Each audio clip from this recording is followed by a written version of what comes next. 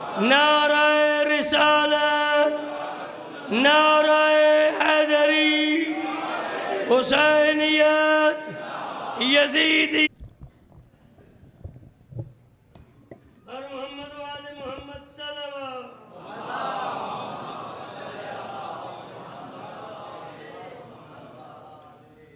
ایک سورہ فاتحہ تلاوت فرمائیے زوجہ و حاجی مقبول حسین کھرل مرحوم اور جملہ بزرگان اور جملہ ارواح المومنین مومنات کے لیے ایک سورہ فاتحہ۔ بسم اللہ الرحمن الرحیم، الحمدللہ رب العالمین الرحمن الرحیم مالک یوم الدین، ایاک نعبد و ایاک نستعین اہدنا الصراط المستقیم صراط الذین انعمت علیہم غیر المغضوب علیہم ولا الضالین۔ اللہم صل علی۔ دعا فرمائے پروردگار اس سورہ فاتحہ کا ثواب زوجہ و حاجی مقبول حسین کھرل مرحوم کو اور جملہ بزرگان کو پہنچے۔ پروردگار جتنے حاضرین بزم اس فرش عزا پر بیٹھے ہوئے ہیں سب کی دعاؤں کو قبول فرما۔ بانی مجلس خاک پائے در اہل بیت طاہر مقبول کھرل و برادران کی توفیقات میں اضافہ فرما۔ پروردگار بانیان عزا کو پروردگار دن دونی اور رات چوگنی ترقی عطا فرما۔ جتنے حاضرین بزم بیٹھے ہوئے ہیں سب کی حوائج شریعہ کو قبول و مقبول فرما۔ پروردگار ان میں اگر کوئی گھر نہیں رکھتا اہل بیت کے گھروں کے واسطے سے انہیں بہترین گھر عنایت فرما۔ جس کے روزگار میں کمی ہے پروردگار اسے روزگار واسع عنایت فرما۔ جو روزگار کی تلاش میں ہے پروردگار اسے بہترین روزگار عنایت فرما۔ جو تجارت اور کاروبار کر رہے ہیں پروردگار ان کو ترقی عطا فرما۔ ہم سب کے رزق میں برکت عطا فرما۔ ہمارے رزق علم میں اضافہ فرما۔ ہمارے رزق مودت میں اضافہ فرما۔ ہمارے رزق معرفت میں اضافہ فرما۔ پروردگار جہاں جہاں مومن مومنات آباد ہیں خصوصیت کے ساتھ جو اس فرش عزا پر بیٹھے ہوئے ہیں ان سب کی جان مال عزت و آبرو اور ایمان کی حفاظت فرما۔ آسمانوں سے ہم پر اپنے رزق کے دروازے کھول دے۔ پروردگار مسلسل رحمتوں اور برکتوں کا نزول فرما۔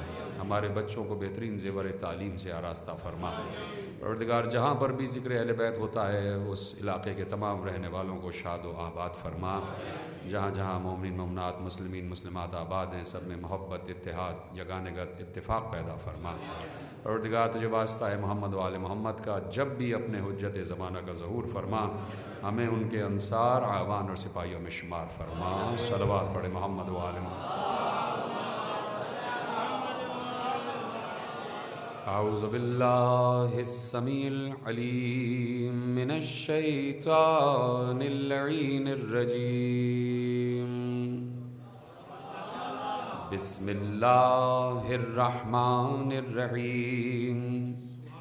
الحمد للہ المعروف من غیر رؤیت والخالق من غیر رویت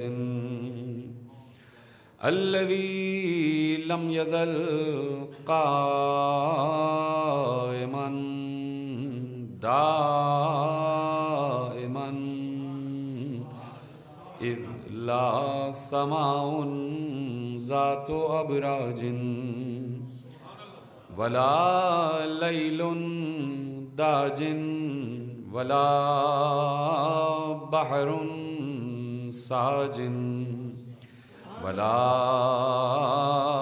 أرض ذات مهاد ولا خلق ذو اعتماد والصلاة والسلام والتحية والإكرام على نبي الرحمة وخازن المغفرة وقائد الخير والبركة ومنقذ العباد من الهلكة سيدنا ومولانا أبي القاسم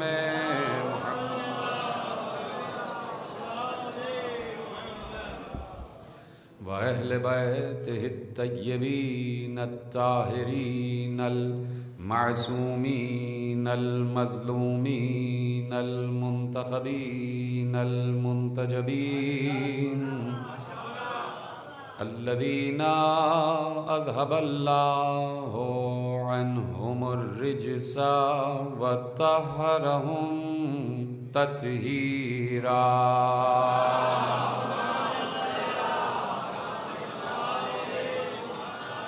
اما بعد فقد قال اللہ سبحانہ وتعالی فی محکم کتابہ المجید وفرقانہ الحمید وقولہ الحق بسم اللہ الرحمن الرحیم ان الذین یؤذون اللہ ورسولہ لعنهم اللہ فی الدنیا والآخرہ وأعد لهم عذابا مہینا۔ صلوات پڑھے محمد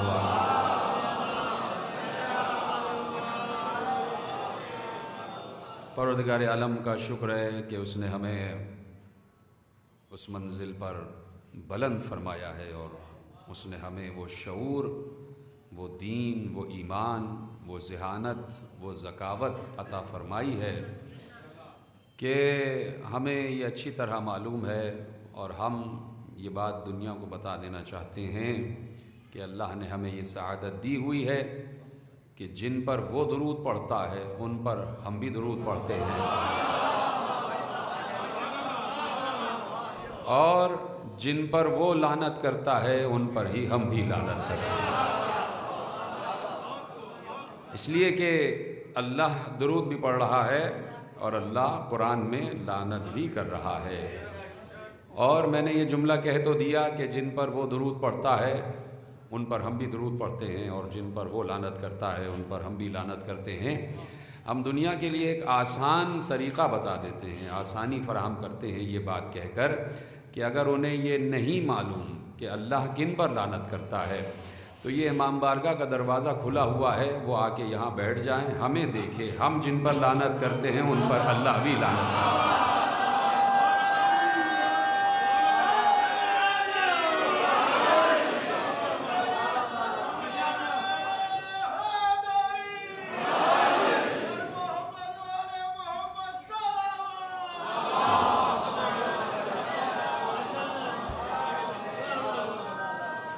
توجہ فرما رہے ہیں آپ یقیناً، اس لیے کہ یہ جو دین اہل بیت ہے، مکتب امامت ہے، یہ جو 1400 برس سے جس کا یقیناً ہر کتاب میں بھی تذکرہ ہے، ہر تفسیر میں بھی تذکرہ ہے، ہر منبر سے بھی تذکرہ ہو رہا ہے، یہ دین اہل بیت، یہ مکتب اہل بیت اصل میں مکتب خدا ہے، یہ دین خدا ہے۔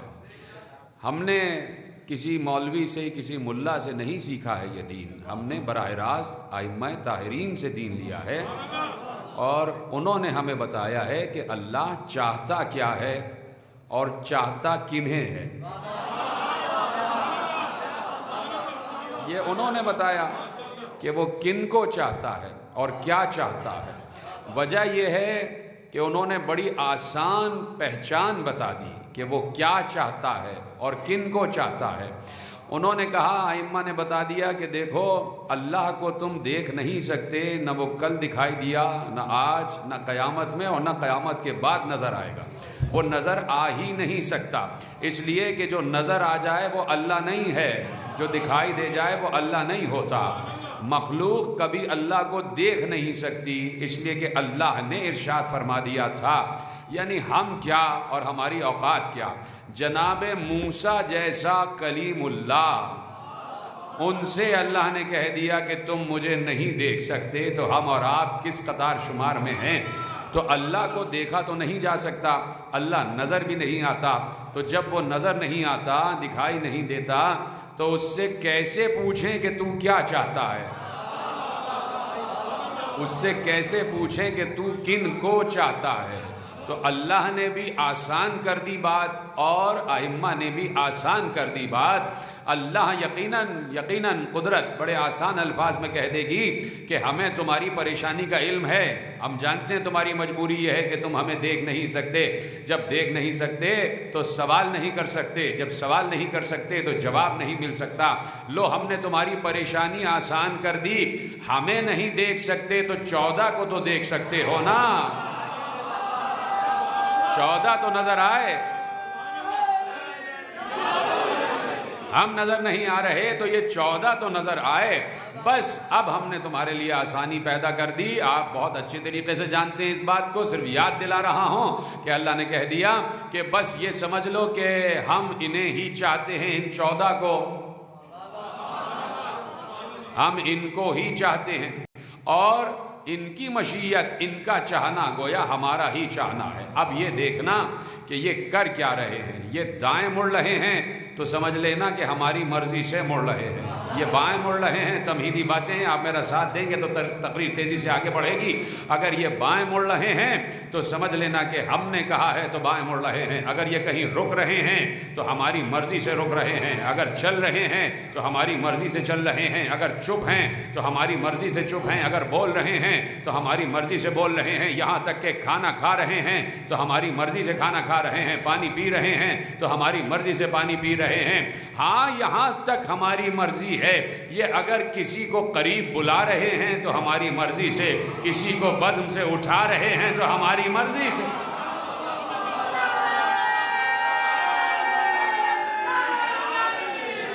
سلامت رہیں آپ, سلامت رہیں آپ. قصر ابو طالب میں ابو طالب کے بچوں کا تذکرہ ہو رہا ہے, اور ابو طالب کے چاہنے والے اسی طریقے سے تقریر سننا چاہیے, اور تمہیدی باتیں آپ کے حوالے ہو رہی ہیں. اللہ نظر نہیں آتا.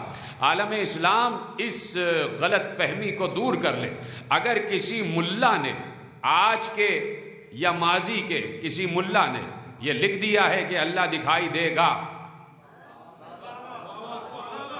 اگر کہیں کسی بخارا میں رہنے والے نے, بخارا ایک ملک کا نام ہے نا, وہاں کے کسی رہنے والے عالم نے یہ لکھ دیا ہے کہ اللہ نظر آئے گا, یا انہوں نے یہ لکھ دیا ہے کہ اللہ قیامت میں ایک کرسی پر بیٹھ جائے گا اور اس کے وزن سے کرسی آواز کرے گی اور وہ اپنا بایاں پاؤں جہنم میں ڈال دے گا, تو آپ ملا کی بات بغیر سوچے سمجھے نہ مانیں. اس لیے جملہ دے رہا ہوں, اس لیے کہ اللہ کسی ملا کے کہنے سے کبھی نظر نہیں آئے گا. اس لیے کہ اللہ یعنی توحید کا عقیدہ کسی ملا نے نہیں دیا ہے, مولا نے دیا ہے. تو اب جملہ آپ کے حوالے کر رہا ہوں. سب سے بڑا میزان یہ ہے, سب سے بڑی کسوٹی یہ ہے, جملہ پہنچے تو آخری آدمی تک بتانا کہ بھائی سب سے بڑی پہچان یہ ہے, سب سے بڑی کسوٹی یہ ہے کہ بھائی اگر مصطفیٰ کو جو اللہ کا محبوب ہے, جب اس محبوب کو معراج میں اللہ نظر نہیں آیا تو دنیا میں ملا کو کیسے نظر آ جائے گا؟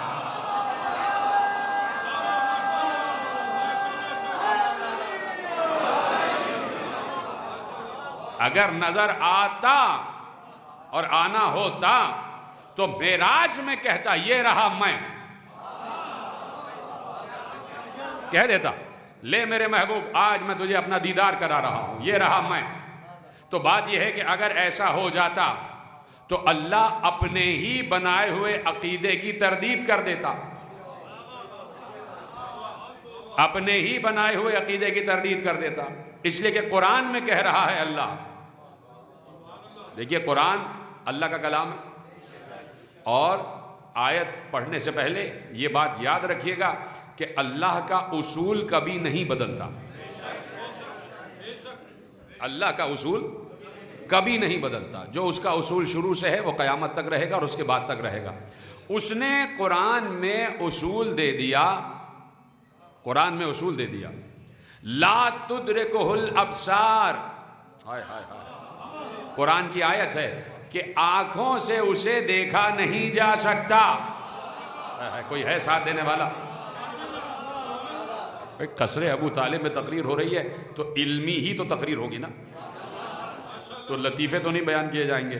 اس لیے علمی باتوں پہ بولیں اور بتائیں کہ بات پہنچ رہی ہے. اللہ نے قرآن میں اصول دے دیا کہ مجھے دیکھا نہیں جا سکتا, تو جب اس نے کہہ دیا کہ مجھے نہیں دیکھا جا سکتا تو نہیں دیکھا جا سکتا. یہ بات طے ہو گئی کہ نہیں دیکھا جا سکتا. اس نے جناب موسیٰ سے کیا کہا؟ جناب موسیٰ نے کہا کہ بھائی مجھے دکھا دے, مجھے دکھا دے تو کیسا ہے. اس لیے کہ میری قوم کہہ رہی ہے کہ اپنے اللہ سے کہو کہ ہمیں اپنا دیدار کرائے. اللہ نے اصول دے دیا, تم مجھے نہیں دیکھ سکتے, تم مجھے نہیں دیکھ سکتے، میں نظر نہیں آتا. لن ترانی قرآن میں لفظ ہے، تم مجھے نہیں دیکھ سکتے. ٹھیک ہے، اب جب اللہ نے کہہ دیا کہ نہیں دیکھ سکتے تو نہیں دیکھ سکتے. یہ نہیں کہے گا کہ تم نہیں دیکھ سکتے اور پھر دکھا دے، یہ تو اللہ کے اصول پہ تبدیلی آ جائے گی. لیکن پھر کہہ رہا ہوں، لیکن طور پر کسی کا نور نظر آیا اور اسے جناب موسیٰ نے بھی دیکھا اور جناب موسیٰ کی قوم کے 70 افراد نے بھی دیکھا. دیکھا نا؟ تو اللہ تو کہہ رہا ہے دیکھ ہی نہیں سکتے. وہ علیحدہ بات ہے کہ وہ مر گئے اور موسیٰ بے ہوش ہو گئے، لیکن دیکھ کر بے ہوش ہوئے نا. وہ باقی جو مرے 70 وہ دیکھ کر مرے نا. اللہ تو کہہ رہا ہے تم دیکھ ہی نہیں سکتے. جب اللہ نے کہا ہے کہ تم نہیں دیکھ سکتے تو پھر انہوں نے کیا دیکھا؟ جیتے رہیں، بڑی مشکل سے آپ میرے ساتھ آ رہے ہیں، پیچھے والے حضرات بھی دیکھیں کہ بھائی پھر انہوں نے کیا دیکھا. جب اللہ نے کہہ دیا کہ تم نہیں دیکھ سکتے تو پھر دیکھا کیا؟ تو اب توحید کا دفاع اور توحید کی حفاظت بہت ضروری ہے. یہاں یہ کہہ دینا کہ وہ نور اللہ ہی کا نور تھا تو گویا آپ نے توحید کے عقیدے کی بھی نفی کر دی، قرآن کی آیتوں کا بھی انکار کر دیا، پیغمبر کے دیے ہوئے عقائد کی بھی توہین کر دی. جب اللہ نے کہہ دیا نہیں دیکھا جا سکتا تو اب جسے دیکھا ہے تو ماننا پڑے گا کہ وہ نور نہیں تھا جسے اللہ کا نور کہتے ہیں. اس مرحلے کو بھی لے جائیے اپنے لیے جملہ، اس مرحلے کو بھی معصومین نے حل کیا. کسی نے معصوم سے پوچھا تھا، بڑی آسان بات ہے، سنتے ہوئے آ رہے ہیں، لیکن میں اس سے بھی آگے کی بات کر رہا ہوں. مولا یہ بتائیے کہ وہ جو دیکھا گیا، دکھائی دیا دور پر، وہ کس کا نور تھا؟ کہا سنو، آسمانوں پر اللہ نے بہت سے ایسے کروبیون کو خلق کیا ہوا ہے. ایک فرشتے ہوتے ہیں، ایک ملک ہوتا ہے اور ایک کروبی ہوتا ہے جو بالکل اللہ کا قرب رکھتا ہے، بالکل اللہ کے قریب جو ملک ہوتا ہے اسے کروبی کہتے ہیں. کہا اللہ نے آسمانوں میں بہت سے کروبیون کو خلق کیا ہوا ہے. پوچھا یہ کروبی کون ہیں؟ کہا یہ علی کو پہچانتے ہیں اور علی انہیں پہچانتا ہے. اللہ نے ان کروبیون میں سے ایک علی کے شیعہ کا نور کو ہے دور پر نازل کیا.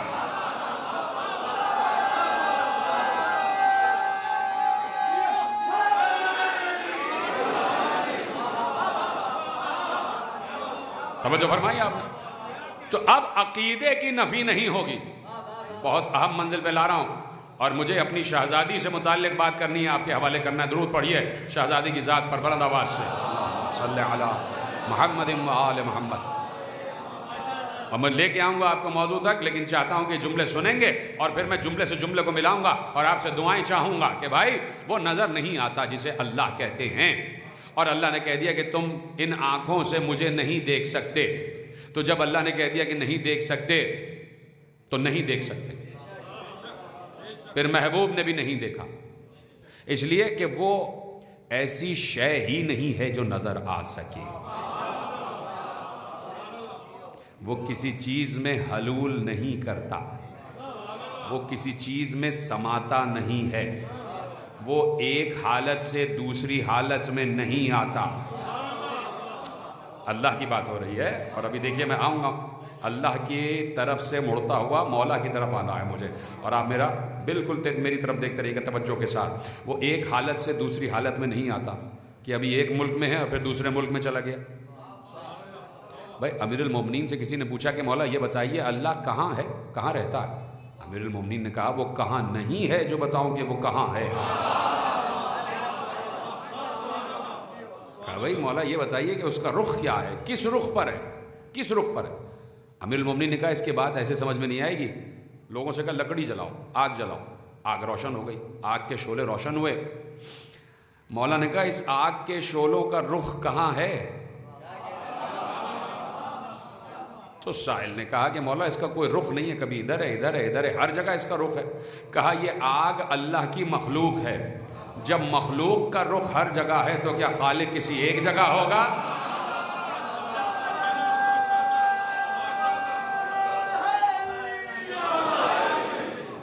توجہ رکھیے گا میرے نوجوان دوست، میری طرف بالکل متوجہ رہیں، اس لیے کہ اہم ترین منزلوں سے لے کے آپ کو گزر رہا ہوں اور ایک اہم نقطہ آپ کے حوالے کرنا چاہتا ہوں کہ اب اللہ دکھائی نہیں دیتا. کیوں نہیں دکھائی دیتا؟ یہ دیکھیے یہ زمین ہے، اور یہ چھت ہے، اس چھت کے درمیان یہ خالی ہے. یہ خالی ہے نا، خلا جسے آپ کہتے ہیں، یہ خلا بھی ایک مخلوق ہے. ہائے ہائے ہائے ہائے، بہت دیر کر رہے ہیں میرے ساتھ آنے میں. یہ جو خالی نظر آ رہا نا آپ کو، جس میں میرا ہاتھ ہل رہا ہے، دیکھ رہے ہیں، یہ خلا جو ہے نا، یہ ایک مخلوق ہے. یہ بھی اللہ کی مخلوق ہے. یہ اللہ کی مخلوق ہے، نظر نہیں آ رہی. ہائے ہائے، کہاں بیٹھے ہیں؟ یہ مخلوق ہے نا اللہ کی. بھائی میں اور آپ اللہ کی مخلوق ہیں، دکھائی دے رہے ہیں. لیکن یہ جو خلا ہے یہ بھی اللہ کی مخلوق ہے. لیکن یہ نظر کیوں نہیں آ رہی؟ کہا بھائی اس کی بناوٹ ہی ایسی شے سے ہوئی ہے کہ کچھ بھی کر لو یہ دکھائی نہیں دے گی. یہ خلا ایسی شے ہے کہ جو دکھائی دے ہی نہیں سکتی. اس کی نوعیت ہی یہ ہے کہ یہ دکھائی نہ دے. سمجھے اب آپ؟ صرف سمجھانے کے لیے کہہ رہا ہوں. یعنی اللہ ایسا خالق ہے کہ وہ دکھائی دے ہی نہیں سکتا. اس کی نوع ایسی ہے، حالانکہ نوع اس کے لیے لفظ استعمال نہیں ہوتا، لیکن سمجھانے کے لیے کہہ رہا ہوں. اس کی نوع ایسی ہے کہ وہ دکھائی دے ہی نہیں سکتا. کچھ بھی کر لیجیے. اب اگر دکھائی دینا چاہے تو اسے کسی میں سمانا پڑے گا، کسی میں اترنا پڑے گا. اور جو کسی میں اتر جائے وہ اللہ نہیں ہے. جو کسی میں حلول کر جائے وہ اللہ نہیں ہے. سمجھے اب آپ؟ میں شاید بات سمجھا سکا. چونکہ اب بات آ رہی ہے، کیونکہ وہ ہماری طرح کا جسم نہیں رکھتا، اس لیے دکھائی نہیں دے سکتا. جو ہماری طرح کا جسم رکھے، آگ ہوا پانی مٹی سے بنے، جو مادے سے بنے، وہ دکھائی دیتا. اب چونکہ وہ ہماری طرح کا جسم نہیں رکھتا لیکن وجود رکھتا، موجود ہے لیکن ہماری طرح کا جسم نہیں ہے، تو وہ دکھائی نہیں دیتا. ٹھیک ہے، یہ بات بھی سمجھ میں آ گئی کہ ہماری طرح کا جسم نہیں ہے اس لیے دکھائی نہیں دیتا. تو اب سوال یہ پیدا ہوتا ہے آپ سب کی اجازت سے. ایک سوال اگر بارگاہ معصوم میں عرض کروں آپ سب کی اجازت سے ہاتھ جوڑ کر کہ مولا، جب وہ ہماری طرح کا جسم رکھتا ہی نہیں، اور اس توجہ ہے نا سب میرے ساتھ، اب آ گیا میں اپنی منزل پر. مولا جب وہ ہماری طرح کا جسم نہیں رکھتا، جب اس کے جذبات نہیں ہیں، جب اس کے پاس احساسات نہیں ہیں، جب وہ تبدیل نہیں ہوتا، جب وہ تغیر کی منزل پر نہیں آتا، جب وہ منقلب نہیں ہوتا، جب وہ ایک حال سے دوسرے حال میں نہیں آتا، جب وہ حلول نہیں کرتا، جب وہ سماتا نہیں ہے، جب وہ ہماری طرح کا جسم نہیں رکھتا، تو اس نے قرآن میں یہ آیت کیوں رکھی ہے کہ ان الذین، وہ لوگ یوزون اللہ ورسولہ، وہ لوگ جو اللہ کو اذیت پہنچاتے ہیں. سلامت رہیں آپ، سلامت رہیں آپ. جب وہ ہماری طرح کا جسم نہیں رکھتا، احساس نہیں رکھتا، جذبات نہیں رکھتا، تو پھر اس نے یہ کیوں کہا کہ جو لوگ اللہ کو اور اس کے رسول کو اذیت پہنچاتے ہیں، اسے کیسی اذیت جب وہ ہمارا جسم ہی نہیں رکھتا ہماری طرح کا. جبکہ اذیت دو طریقوں سے ہوتی ہے، یا تو کسی نے پتھر مارا، زخم آ گیا تو اذیت ہوئی، یا کسی نے کوئی ایسی بات کہہ دی کہ جذبات کو ٹھیس لگ گئی اور اذیت ہو گئی. نہ اللہ کے دل ہے، نہ جذبات ہے، نہ اس کا ہماری طرح کا جسم ہے کہ کوئی اسے نعوذ باللہ پتھر مارے تو اسے اذیت ہو جائے، نہ ہماری طرح کا دل، نہ جذبات کہ اس کو کوئی بات کہہ دے تو اسے اذیت ہو جائے. ہمیں پتہ ہی نہیں چلتا کہ وہ کب راضی ہے، کب ناراض ہے، کب غصے میں ہے، کب خوش ہے، کب دور ہے، کب قریب ہے. کیسے پتہ چلے کہ اسے اذیت کیسے ہوتی ہے؟ بس بات ہی ختم ہو گئی. سمجھ گئے ہو تو ہاتھ تو اٹھا دو نا میرے عزیزو. کہ ایسے معلوم ہو کہ اسے اذیت کب ہوتی ہے؟ جبکہ وہ ہماری طرح کا جسم نہیں رکھتا، احساس نہیں رکھتا، جذبات نہیں رکھتا، ہماری طرح کا دل نہیں رکھتا، نہ غصہ، نہ گرمی، نہ خوشی، نہ ناراضگی. کیسے معلوم ہو کہ اسے اذیت ہو گئی؟ تو ایک بار پیغمبر مسجد نبوی کے فرش پر بیٹھے ہوئے تھے، سامنے اصحاب کرام تشریف فرما تھے. ایسے میں پیغمبر کھڑے ہو گئے. کھڑے ہوئے تو اصحاب پریشان ہو گئے. اچانک کیوں کھڑے ہو گئے؟ پیغمبر کی نگاہ اس حجرے کی طرف تھی جس کا دروازہ کھل رہا تھا، اور وہاں سے ایک نقاب پوش بی بی برآمد ہو رہی تھی. وہاں سے مقنے میں ملبوس ایک بی بی برآمد ہو رہی تھی. پیغمبر بڑھے اس بی بی کی طرف، اس بی بی کے احترام میں، اس بی بی کے استقبال کے لیے بڑھے. مجمع چھٹ گیا، اصحاب دو رویا قطار بنا کے کھڑے ہو گئے. سب کی نظریں جھک گئی اس لیے کہ رسول کی بیٹی آ رہی تھی. اور رسول آگے بڑھے، دوڑتے ہوئے آگے بڑھے، اور آگے بڑھنے کے بعد بیٹی کے ہاتھ کو اپنے ہاتھ میں لیا. بیٹی کے ہاتھوں کو چوما، صرف ہاتھ نہیں چومے، پیشانی کو چوما. بیٹی کے بازو پکڑ کے لائے اور جہاں خود بیٹھنا تھا وہاں بیٹی کو بٹھا دیا. اس سے پہلے کہ بیٹی بیٹھتی، رسول نے کہا ایسے نہیں، اپنے دوش کی عبا اتاری اور مسند پر بچھا دیا. کہا مصلی سب کے لیے ہے، تم تو میرے دوش کی عبا پر بیٹھو گی. تمہاری تقدیس یہ ہے، تمہاری طیب یہ ہے، تمہاری طہارت یہ ہے کہ تم میری دوش کی عبا پر بیٹھو گی. بیٹی بیٹھ گئی، رسول بھی بیٹھ گئے. باپ اور بیٹی میں بات چیت ہوئی. جب بات ختم ہو گئی بیٹی کھڑی ہوئی، رسول بھی بیٹی کے احترام میں کھڑے ہو گئے. بیٹی کو اپنے حجرے تک چھوڑ کر واپس آ گئے. اصحاب نے ہاتھ جوڑ کر پوچھا، توجہ ہے میرے ساتھ ہیں،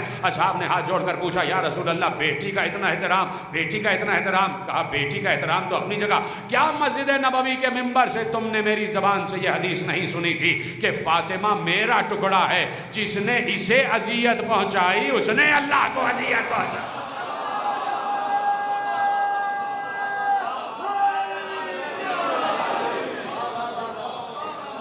پہنچ گئی بات آخری آدمی تک. سلامت رہیں.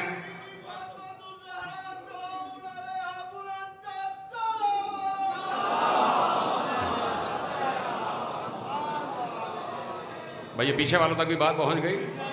سلامت رہیں. جیسے آپ نے یہ نقطہ سن لیا، کہا کہ بھائی میں نے اسی منبر سے کہا تھا، اور بخارا کے رہنے والے ایک عالم نے اس روایت کو لکھا ہے.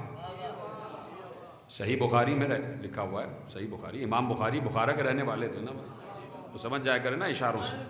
سمجھے آپ؟ تو امام بخاری نے اپنی صحیح میں،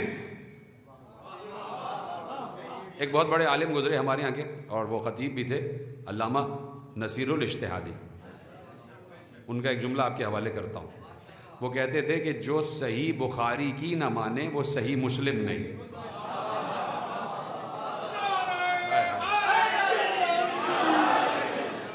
تو اب صحیح بخاری میں ایک روایت لکھی ہے، میرے بزرگ تشریف فرمائے، سب پہنچ گئے وہاں تک، ان کے چہروں پہ مسکراہٹ آ گئی. سب نے سنا ہوا ہوگا ان کا یقیناً بزرگوں نے. تو اب کہا کہ بھائی بخاری صاحب نے لکھا ہے کہ پیغمبر نے ارشاد فرمایا فاطمہ تو بضعۃ منی، فاطمہ میرا ٹکڑا ہے. یوزینی من آذاہا، جس نے اسے اذیت پہنچائی اس نے مجھے اذیت پہنچائی، اور جس نے مجھے اذیت پہنچائی اس نے اللہ کو اذیت پہنچائی. تو اب میرے عزیزوں جملہ دے دیا پیغمبر نے. سننے کے لیے تیار ہے؟ بی بی کا تذکرہ ہوگا، بی بی ہی کے حوالے سے، چونکہ یہ دن گزر رہے ہیں تو شہزادی ہی کا تذکرہ ہوگا. وہی سننے کے لیے بیٹھے ہیں نا. تو جو طریقہ ہے، جو ادب ہے، جیسے اب تک آپ سن رہے تھے ویسے سنیے گا. میرے ساتھ وعدہ کر رہے ہیں؟ یہ پیچھے والے بھی وعدہ کر رہے ہیں. اس لیے کہ شہزادی کا تذکرہ بڑے انہماک سے، بڑے ادب سے، بڑے تقدس سے، بڑی طہارت سے، بڑی فکر کی پاکیزگی سے سنا جاتا ہے. اور مجھے بتاتے جائے گا کہ یہ جتنی بھی گفتگو ہے یہ سب آپ تک پہنچ رہی ہے. پیغمبر نے جملہ دیا فاطمہ تو بضعۃ منی. یہ کون کہہ رہا ہے؟ یہ سب کچھ کہہ چکا اسی جملے میں. ہاں یہ کون کہہ رہا ہے فاطمہ میرا ٹکڑا ہے؟ یہ وہ کہہ رہا ہے جو اپنی مرضی سے بولتا ہی نہیں. ابھی میں نے کہا کہ جس کی مشیت اللہ کی مشیت، جس کی رضا اللہ کی رضا. اس لیے کہ اللہ نے کہہ دیا تھا کہ میں یہ نہیں دیکھوں گا کہ کون میری اطاعت کر رہا ہے. میں یہ نہیں دیکھوں گا کہ میری اطاعت کر رہا ہے تو میں اپنی اطاعت کرنے والے کو جنت نہیں دینے والا. ہو عجیب جملہ آپ کے حوالے کرو.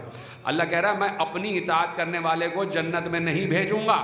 کوئی آ کے یہ کہے کہ پروردگار میں تیری اطاعت کر رہا تھا، تیری اطاعت کر رہا تھا، پوری زندگی میں نے یا اللہ یا اللہ یا اللہ کہنے میں گزار دی، یا اللہ مدد کہنے میں گزار دی، تیرے علاوہ کسی کو پکارتا ہی نہیں تھا، تیری اطاعت کرتا تھا، یا اللہ مجھے جنت دے دے. تو آواز آئی نہیں، ہم یہ نہیں دیکھیں گے کہ کون ہماری اطاعت کر رہا ہے، ہم اپنی اطاعت کرنے والے کو جنت نہیں بھیجیں گے. تو پلٹ کے کوئی کہہ سکتا ہے پروردگار پھر کسے جنت بھیجے گا؟ کہا کہ ہم نے سورہ نساء میں کہہ دیا تھا من یطع الرسول فقد اطاع اللہ، جس نے رسول کی اطاعت کی اس نے ہماری اطاعت کی. ہم یہ دیکھیں گے کہ کون رسول کی اطاعت کر رہا تھا. جو رسول کا مطیع ہوگا وہ ہمارا مطیع ہوگا، جو رسول کا فرما بردار ہوگا وہ ہمارا فرما بردار ہوگا. اسی طرح رسول کہہ رہے ہیں کہ فاطمہ میرا ٹکڑا ہے، تو رسالت مآب کہہ رہے ہیں فاطمہ میرا ٹکڑا ہے. تو اب جب لفظ آ جائے منی، توجہ ہے، سننے کے لیے تیار ہے؟ لفظ آ جائے منی، یہ کوئی معمولی لفظ نہیں ہے. اور خصوصیت کے ساتھ تاریخ اہل بیت میں اس لفظ کی بڑی اہمیت ہے.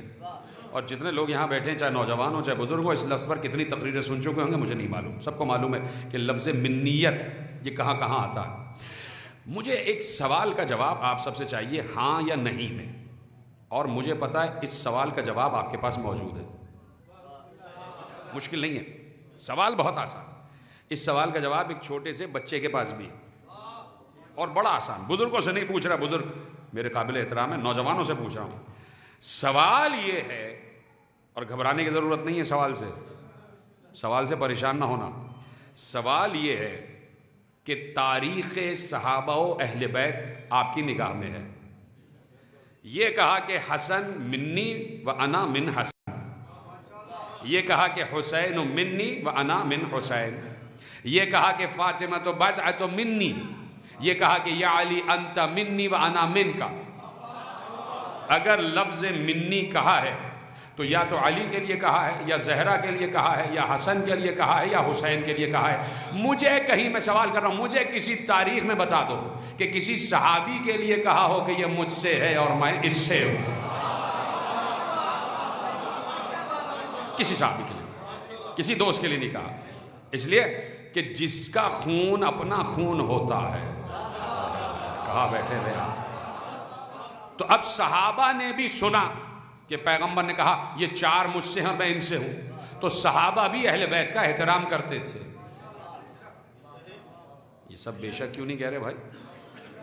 صحابہ بھی اہل بیت کا احترام کرتے تھے. چلیے آپ خاموش ہو گئے تو میں روایت پڑھتا ہوں. آپ کے پاس وقت تو ہے، کہیں جانا تو نہیں ہے؟ بس میں 20 منٹ میں منبر چھوڑ دوں گا، لہٰذا آپ میری طرف دیکھتے رہیے گا. دیکھیے میں روایت آپ کے حوالے کرتا ہوں. خلیفہ دوم کے صاحبزادے حضرت عبداللہ ابن عمر وہ بیٹھے ہوئے ہیں، اور ایسے میں کچھ صحابہ بھی ساتھ بیٹھے ہوئے ہیں. کسی صحابی نے سوال کیا حضرت عبداللہ ابن عمر سے کہ آپ مجھے صحابہ کے فضائل پڑھ کے بتائیے، کون کون سے صحابی کی کیا کیا فضیلت تھی. حضرت عبداللہ ابن عمر رضی اللہ عنہ نے فوراً بتایا ان صحابی کا یہ نام، ان کی یہ فضیلت، ان کا یہ نام، ان کی یہ فضیلت، ان کا یہ نام، ان کی یہ فضیلت. سارے صحابہ کے فضائل ابن عمر نے بیان کر دی اور چپ ہو گئے. اس پوچھنے والے نے پوچھا سب کے فضائل بیان کیے، علی کا ذکر کیوں نہیں کیا؟ تو حضرت عبداللہ ابن عمر نے جلال کے عالم میں کہا کہ تو نے صحابہ کے بارے میں پوچھا ہے، علی تو اہل بیت ہے.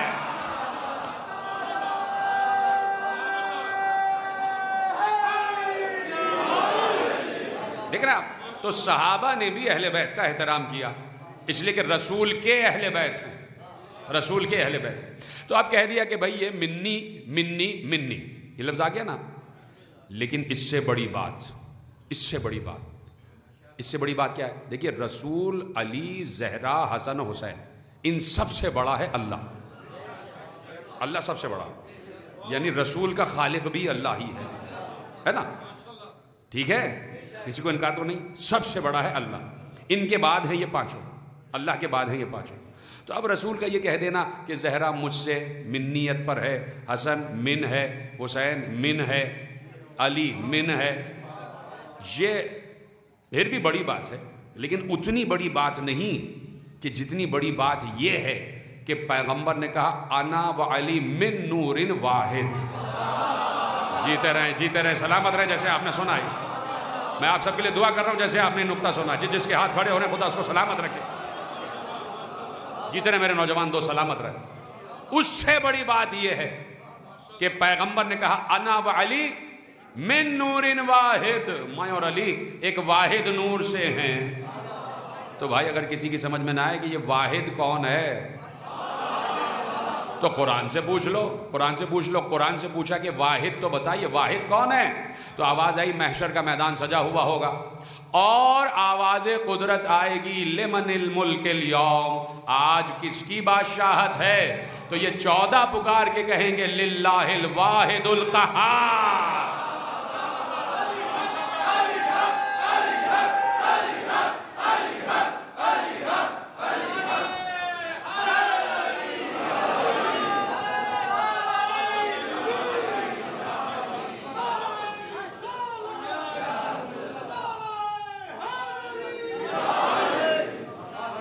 سلامت رہیں.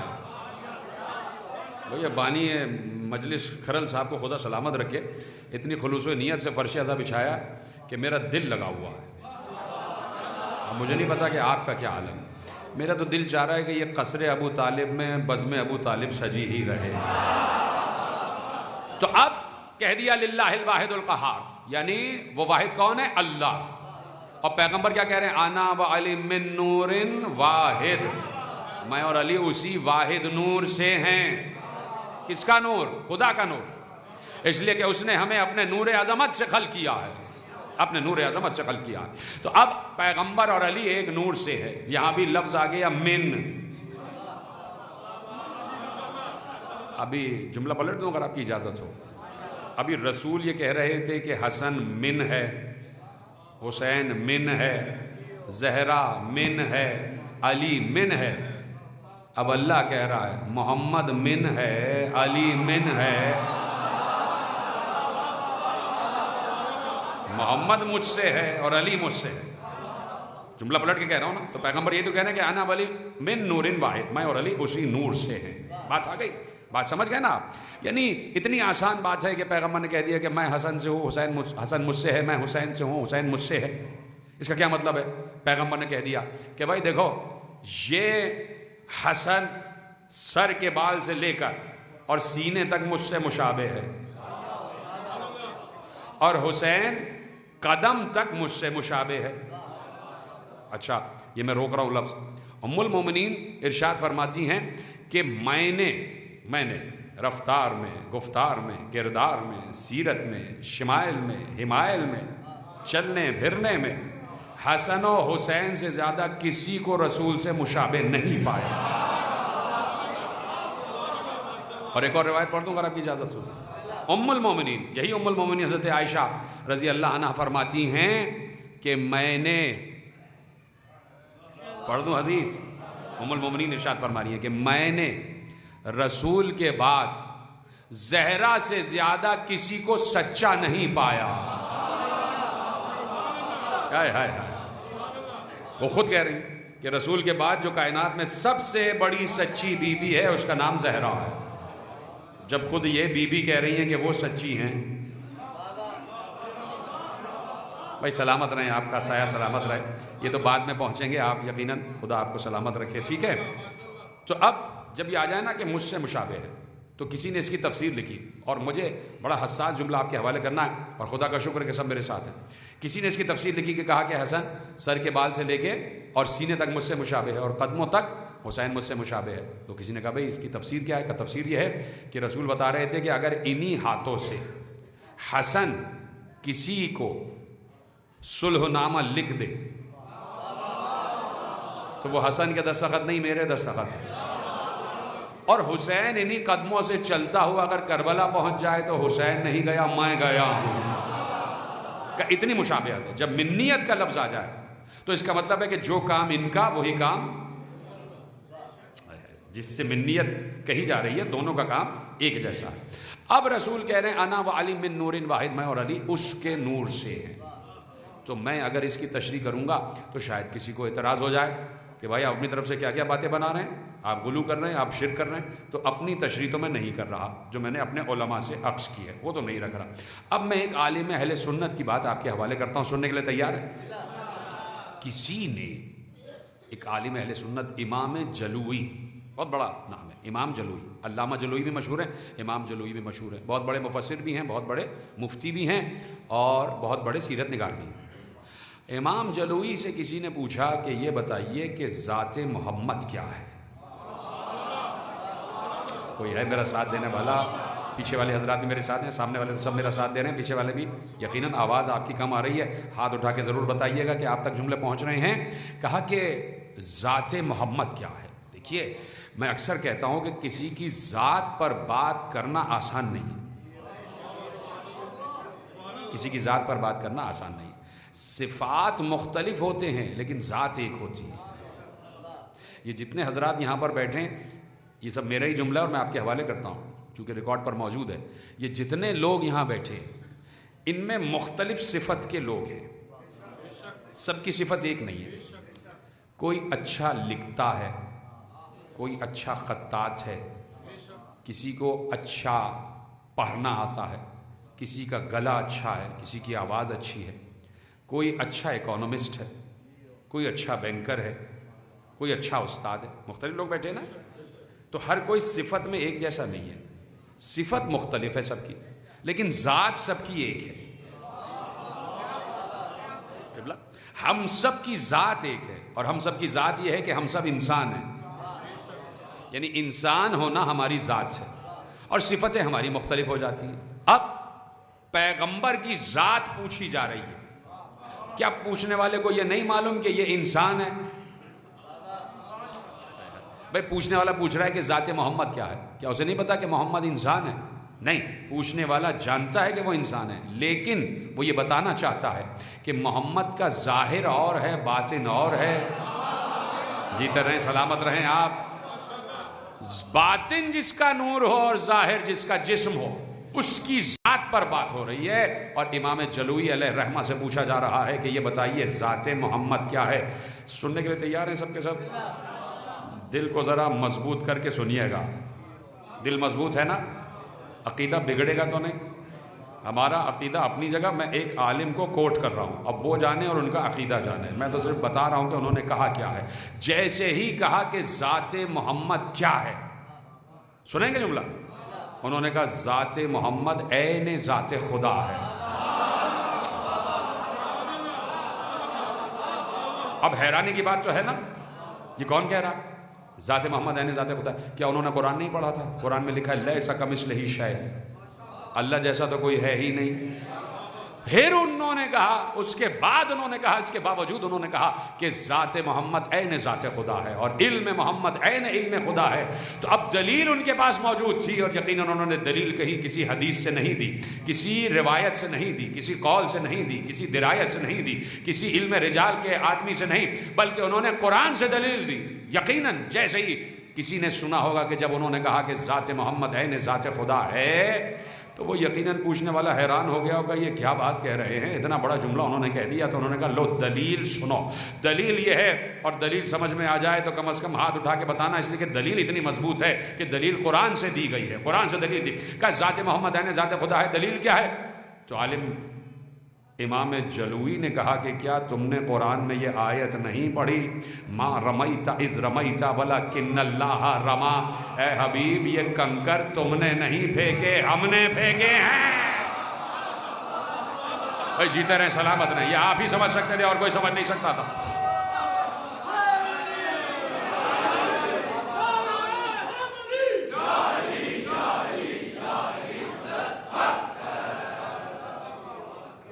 توجہ فرما رہے ہیں آپ؟ کہا یہ پتھر تم نے نہیں پھینکے، ہم نے پھینکے۔ کون کہہ رہا ہے؟ اللہ۔ پریشان تو نہیں ہوگا؟ میرے ساتھ ہیں سارے کے سارے۔ ما رمیت اذ رمیت ولکن اللہ رما، اور جملہ آپ کے حوالے کر رہا ہوں، قصر ابو طالب میں بیٹھے ہیں، بار بار کہہ رہا ہوں، اور شان ابو طالب کا جملہ لے جائیے، اور میں آپ سے دعائیں لوں گا۔ ما رمیت اذ رمیت ولکن اللہ رما، یہ پتھر تم نے نہیں پھینکے، یہ ہم نے پھینکے ہیں۔ کہا اس آیت کی دلیل کی روشنی میں اللہ نے ذات محمد کے کام کو اپنا کام کہا ہے، تو جو ذات خدا ہے وہی ذات محمد ہو گئی، اس لیے کہ اللہ محمد کے کام کو اپنا کام کہہ رہا ہے، یہ کہہ دیا انہوں نے۔ اور کہا کہ دوسری آیت یہ ہے کہ اللہ نے کہا کہ یہ لوگ جو آ کے آپ کے ہاتھ پر بیعت کر رہے ہیں، یہ آپ کے ہاتھ پر نہیں، ہمارے ہاتھ پر۔ کہا یہ ہمارے آیت، سورہ فتح کی آیت پڑھی، ید اللہ فوق ایدیہم، جہاں پہ آیت ختم ہو رہی ہے، اور سامنے الفتح لکھا ہوا ہے، میڈیسن الفتح، اور سورہ فتح کی آیت بھی آ گئی۔ توجہ فرمانے، کہ یہ کنکر تم نے نہیں پھینکے، ہم نے پھینکے ہیں۔ دوسری آیت، یہ جو تمہارے ہاتھ پر بیعت کر رہے ہیں نا، یہ تمہارے ہاتھ پر نہیں، ہمارے ہاتھ پر بیعت کر رہے ہیں۔ پہنچ گیا جملہ؟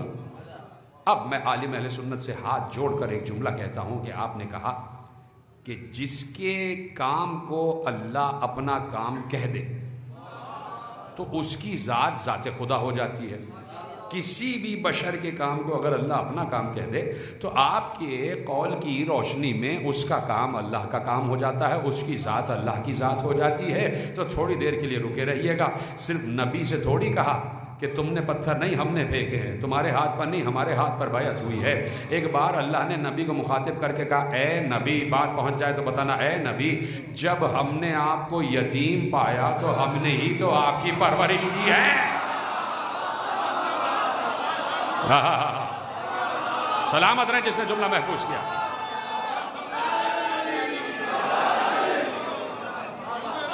अलम यजिद का यतीमन फआवा, ए नबी हम ने आपको यतीम पाया तो हमने आपको अपनी पनाह में ले लिया, हमने आपको अपनी गोद में ले लिया, हमने आपको अपनी आगोश में ले लिया। नौजवान दोस्त बताएं जहां जहां मेरी आवाज पहुंच रही है, किसी तारीख में बताया जाए 23 बरस की तारीख में या पैगंबर की 63 बरस की हयात की तारीख में कि जब नबी इस दुनिया में आए और जब नबी के दादा इस दुनिया से चले गए और जब कहा दादा ने जाते जाते कि कौन है जो मेरे इस पोते को अपनी आगोश में लेगा, तो पोते के हवाले किया तुम किसके पास जाना चाहते हो, तो खुद बखुद नबी उधर चले गए जहां अबू तालिब अपनी आगोश खोले हुए खड़े हुए थे और नबी आगोश अबू तालिब में आ गए। तो मुझे कहीं बताओ कि अल्लाह कह रहा अलम यजिद का यतीमन फआवा, क्या हमने आपको यतीम पाकर अपनी आगोश में नहीं ले लिया? तो मुझे बताओ 63 बरस की तारीख में कहीं किसी भूली भट की तारीख में कि कहीं तुम्हें दिखाई दिया कि अल्लाह आसमान से उतरा और उसने नबी को अपनी गोद में ले लिया? जब वो आसमान से उतरा नहीं, जब वो नजर ही नहीं आया, जब वो किसी जिस्म में हलूल ही नहीं करता और उसने मुस्तफ़ा को अपनी आगोश में लिया ही नहीं है, तो क्यों कह रहा है कि हमने तुम्हें अपनी गोद में ले लिया? एक ही गोद नजर आती है, अबू तालिब की आगोश, जिसकी गोद को अपनी गोद कह रहा है। तो अब इमाम जलौई से कहूंगा अब तो मानो कि ज़ाते अबू तालिब क्या है।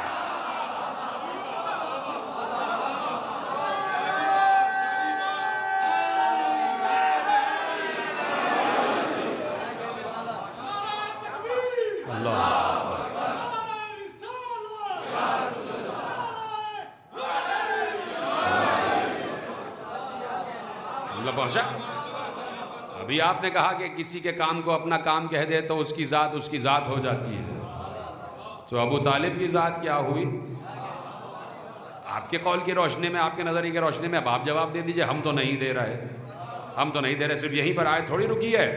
अल्लाह ने कहा कि हमने आपको माली तौर पर कमजोर पाया तो हमने आपको गनी किया है। शिया सुन्नी तारीख इस बात पर मुत्तफिक है कि जनाब मलिकतुल अरब की दौलत से इस्लाम परवान चढ़ा है। हमने आपको गनी किया है, यानी अल्लाह किसी को गनी करता है वो और हैं। सलामत रहे। हमने आपको गनी किया है, तो अब किसकी दौलत थी? मलिकतुल अरब की, मादर ज़हरा की दौलत। तो दौलत है खदीजतुल कुबरा सलामुल्लाह अलैहा की, और अल्लाह कह रहा है हमारी दौलत है। तो अब ज़ाते खदीजा क्या है ये आप बता दीजिए। अब ज़ाते खदीजा क्या है ये आप बता दीजिए। ठीक हो गई बात? अब यहाँ तो बात कुछ और हो ही नहीं रही।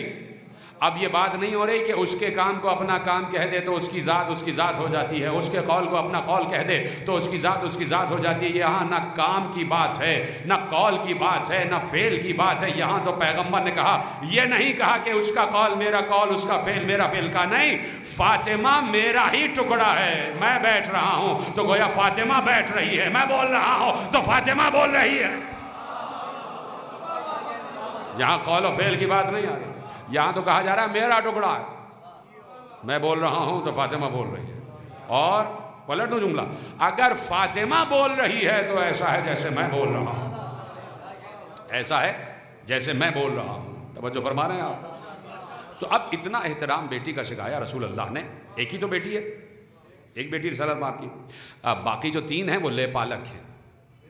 वो जनाब मलिकतुल अरब ने उनको लेके पाला, और बच्चों को जो पाला जाता था अरब में तो वो बिल्कुल ऐसा है कि जैसे औलाद कहलाती थी। ये तो आप जानती हैं, कोई नई बात तो आपके हवाले कर नहीं रहा। सलावत पढ़े मोहम्मद व आले मोहम्मद।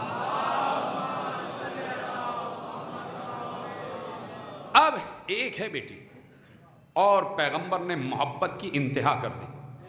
परेशान हो गए क्या? है मेरे साथ खत्म हो रही बात, लेकिन ये आखिरी फजाइल का जुमला सुनते जाए। मोहब्बत की इंतहा कर दी। हर रिवायत ने लिखा कि रसूल अल्लाह ज़हरा को बहुत चूमा करते थे, रुखसार चूमते थे, माथे का बोसा लेते थे, हाथों का चूमते थे। उम्मुल मोमिनीन बार बार पूछती थी कि बार बार आप अपनी बेटी को इतना चूमते क्यों हैं, इतने बोसे क्यों लेते हैं? तो पैगंबर कहते थे कि ऐ हुमैरा तुम्हें नहीं पता, जब मैं ज़हरा को चूमता हूँ तो मुझे ज़हरा के वजूद से जन्नत की खुशबू आती है। क्या है इसमें? कुछ है? कोई बात? میرے لیے تو کچھ نہیں ہے اس میں. صلوات پڑھیں محمد و آل محمد. نہیں میں اس لیے پوچھ رہا ہوں کوئی برآمدگی کرنی ہے یا کیا ہے ایسی؟ ٹھیک ہے صلوات پڑھیں محمد و آل محمد. کہا کہ میں زہرا کو جب چومتا ہوں تو مجھے جنت کی خوشبو آتی. اتنا احترام. اب جیسے ختم ہو رہی ہے بات. اب جیسے ہی آیت تطہیر کا نزول ہوا، آیت تطہیر کا نزول ہوا، پیغمبر مباہلہ جیت کے آ گئے اور اب بیٹھے ہوئے ہیں مسجد نبوی کے منبر پر. کیا لکھا ہے؟ اچھا. اب میرا تو دل چاہ رہا ہے کہ میں 2 گھنٹے پڑھوں. بات یہ ہے کہ ان کا بھی دل چاہ رہا ہے کہ نہیں. بات تو یہ ہے نا کہ سامعین آپ کو سنانے آئے ہو نا بھائی، آپ سنیں گے تو میں پڑھوں گا. اب یہ کہ آپ کو کہیں ضروری کام سے جانا ہے، آپ کہیں بھائی پڑھے ہی چلے جا رہے ہیں اٹھ ہی نہیں رہے. لیکن یہ کہ بانیان نے کہا ہے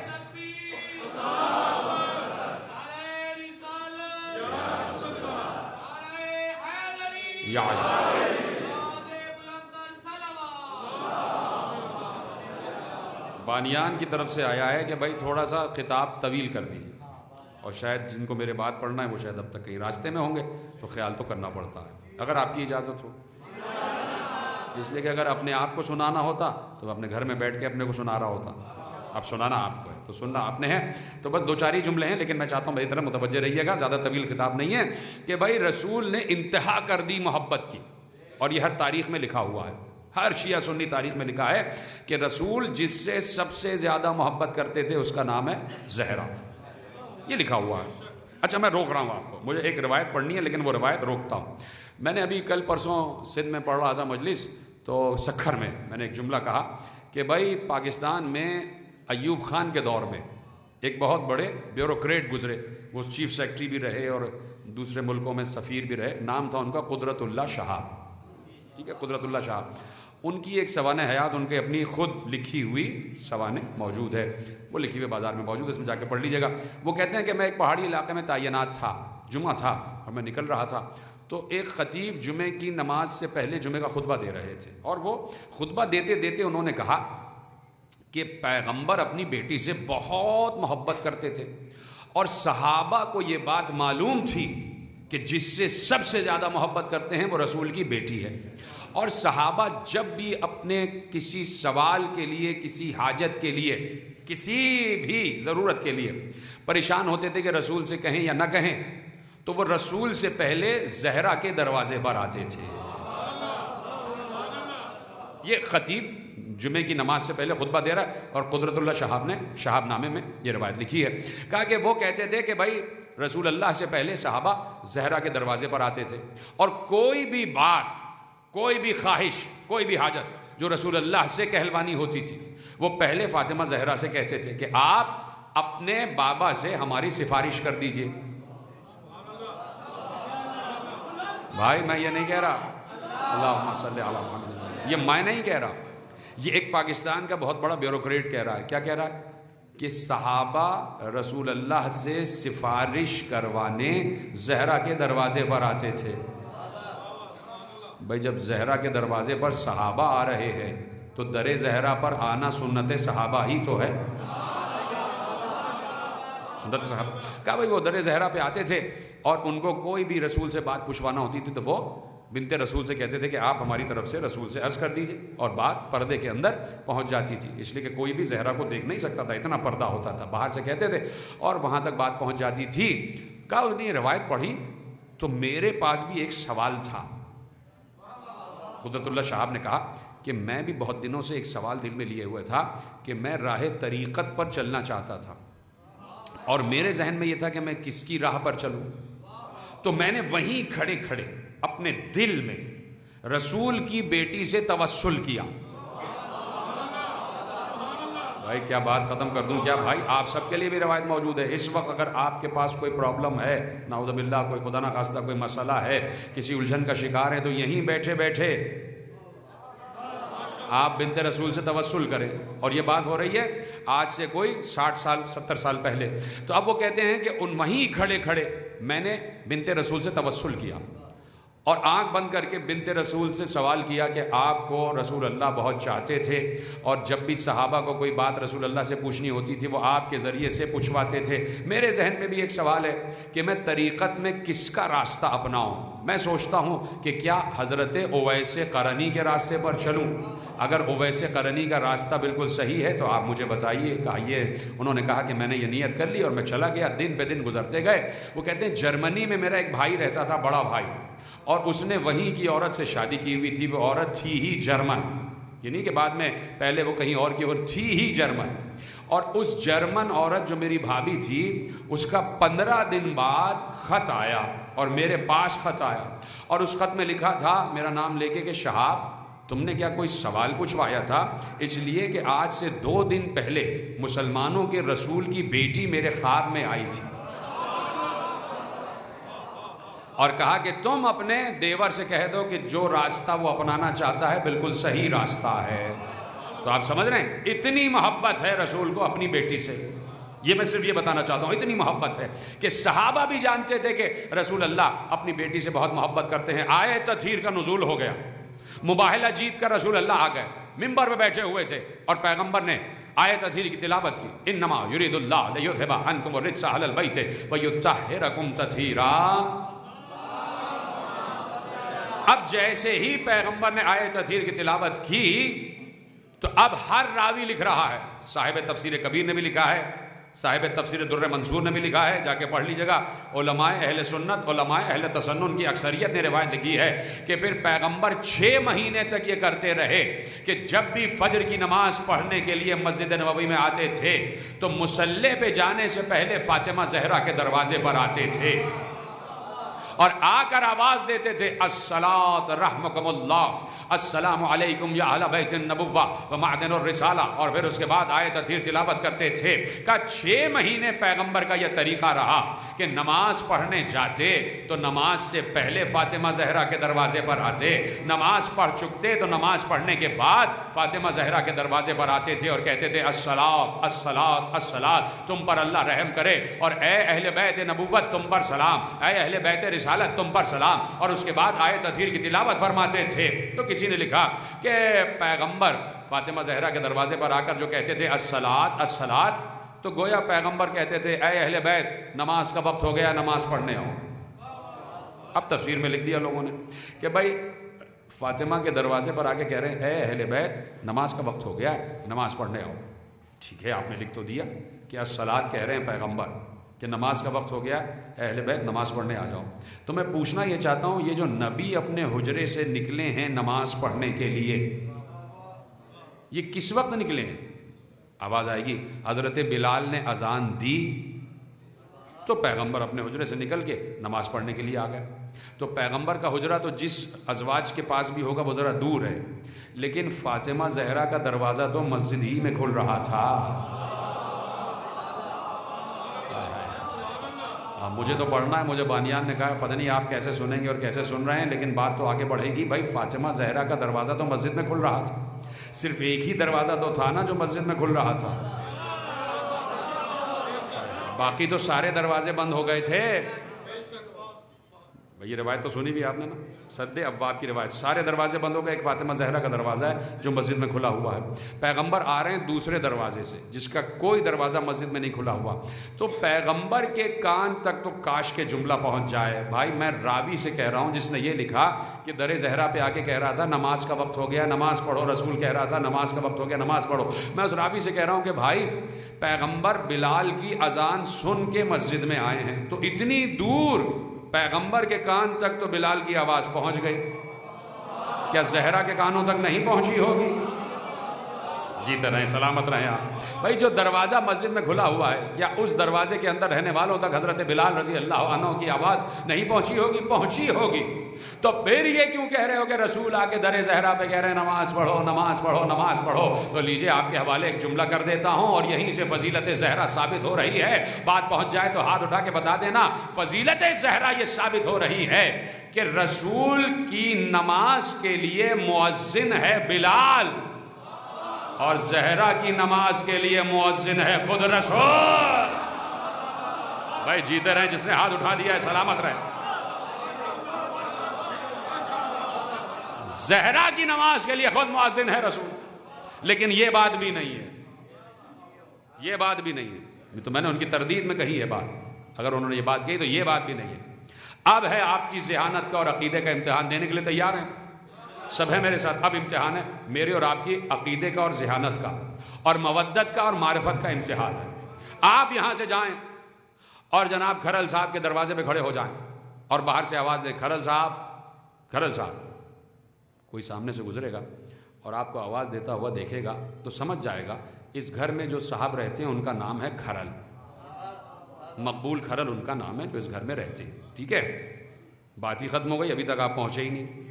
کسی کے دروازے پہ کھڑے ہو کے آپ آواز دے رہے ہیں زید صاحب, زید صاحب, زید صاحب.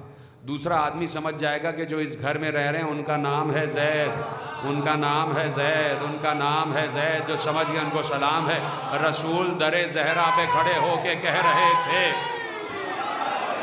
رسول در زہرا پہ کھڑے ہو کے کہہ رہے تھے الصلاۃ الصلاۃ الصلاۃ. بتا رہے تھے جو اس گھر میں رہتے ہیں ان کا نام ہے الصلاۃ.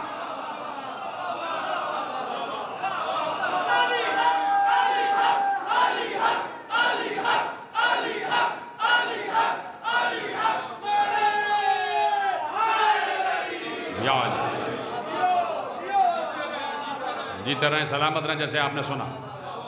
اس لیے تو علی نے کہا تھا کہ انا صلاۃ المومن, میں ہی تو ہوں مومن کی نماز, میں ہی تو ہوں مومن کی صلاۃ میں.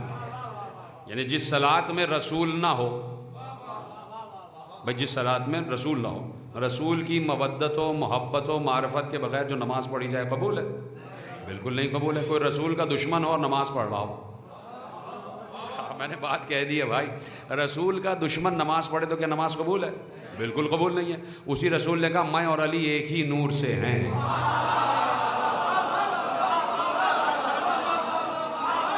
میں اور علی ایک ہی نور سے.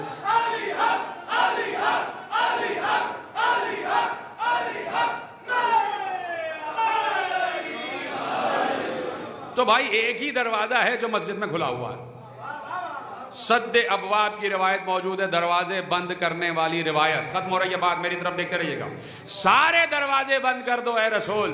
کون کہہ رہا؟ اللہ کہہ رہا. اور اللہ جو کہتا ہے رسول وہ کرتا ہے. اپنی مرضی سے نہ رسول کچھ کہتے ہیں نہ کرتے ہیں. اس لیے کہ اللہ کہہ رہا ہے کہ وما ینطق, یہ تو بولتا بھی اپنی مرضی سے نہیں ہے. تو جو اپنی مرضی سے بولے نہیں, کیا وہ اپنی مرضی سے کچھ کرے گا؟ جس کا قول قول خدا ہے, اس کا فعل بھی فعل خدا ہے. تو آپ کہہ دیا کہ بھائی سارے دروازے بند کر دو, سارے دروازے بند کر دو, صرف ایک دروازہ کھلا رہے گا, صرف ایک دروازہ کھلا رہے گا. دیکھیے پریشان نہ ہوئیے گا, بڑی مشہور ایک حدیث ہے اور بڑا ایک, چلیے چھوڑتا ہوں یہ, پھر کبھی پڑھوں گا یہ موضوع, پھر سنا دوں اگر آپ کی اجازت ہے. حدیث یہ ہے کہ سلو کما رأیتمونی اصلی, جیسے مجھے نماز پڑھتا دیکھو. دیکھیے سلامت رہیں, مجھے اتنا مجھے لطف آ رہا ہے یہ پڑھنے میں. شاید اس امام بارگاہ میں میری پہلی حاضری ہے, لیکن یقین مانے جیسے سامعین ہیں اور یعنی مجھ سے زیادہ پڑھے لکھے موجود ہیں, خدا کا شکر ہے. اور ایسے میں گفتگو میں لطف آتا ہے کہ مجھے بات سمجھانے میں, سمجھا کیا رہا ہوں میں تو بس صرف سنا رہا ہوں. سمجھانے کا کیا سوال ہے, سب ماشاءاللہ سمجھے سمجھائے بیٹھے. اتنا مجھے لطف آ رہا ہے کہ آپ ایک ایک حدیث سنے ہوئے اور کوئی نئی چیز آپ کے حوالے نہیں کر رہا, بڑی سامنے کی بات ہے. سلو کما رأیتمونی اصلی, جیسے مجھے نماز پڑھتا دیکھو ویسے پڑھو. ٹھیک ہے. تو اب اگر کسی کو پریشانی ہو رہی ہے کہ نماز کیسے پڑھی جائے, تو وہ جا کے رسول کو دیکھ لے. جیتے رہیں سلامت رہیں. تو بھائی وہ جا کے رسول کو دیکھ لے کہ رسول کیسے نماز پڑھ رہے ہیں.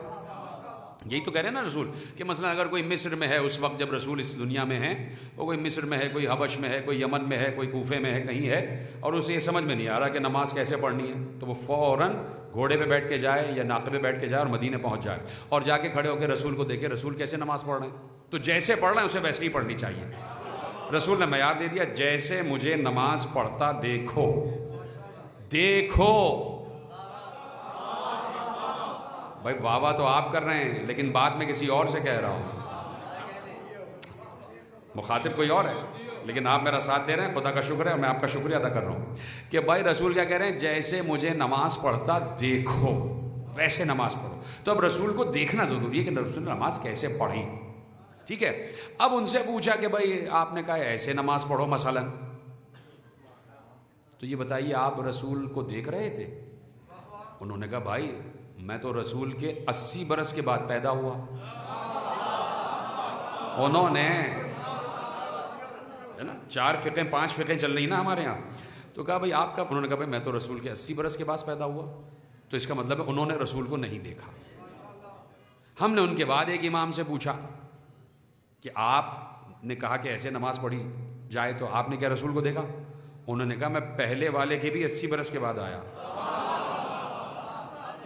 لیجیے چاروں سے پوچھ لیا، چاروں نے کہا ہم نے رسول کو دیکھا ہی نہیں، دیکھا ہی نہیں، دیکھا ہی نہیں۔ تو رسول کو کسی نے دیکھا نہیں۔ اب ایک ہی امام رہ جاتا ہے کہ جسے جنت کا امام کہتے ہیں، ایک ہی گھرانہ رہ جاتا ہے۔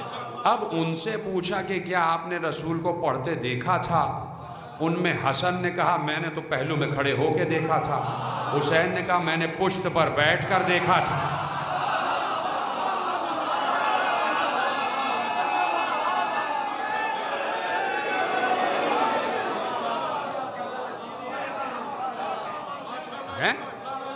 حسین نے کہا میں نے تو پشت پر بیٹھ کر دیکھا تھا، حسن مصطفیٰ نے کہا میں نے کبھی پشت پر کبھی پہلو میں کھڑے ہو کے دیکھا، علی نے کہا سب سے پہلے تو میں نے ہی دیکھا، اس لیے کہ سب سے پہلے ان کے پیچھے نماز پڑھنے والا میں ہی تو ہوں۔ تو اب بھائی جنہوں نے رسول کو نماز پڑھتا دیکھا ہے انہی سے تو پوچھیں گے نا، بھائی چپ کیوں ہو گئے آپ؟ سیدھی سی بات ہے، جنہوں نے رسول کو نماز پڑھتا دیکھا ہے ان سے پوچھیں گے کہ رسول کیسے نماز پڑھتے تھے۔ اب اگر کہہ دیں ایسے تو ایسے پڑھی جائے گی، ایسے تو ایسے پڑھی جائے گی، جو وہ کہیں گے ویسی نماز پڑھی جائے گی۔ اب ایک گھرانہ ہے، ایک دروازہ ہے، ایک گھر ہے جس کا دروازہ مسجد میں کھلا ہوا ہے۔ یہ پوری تمہید آپ کے حوالے ہو گئی نا۔ اب ایک دروازہ، کسی نے کہا یا رسول اللہ کیا تھوڑی سی کھڑکی کی اجازت ہے؟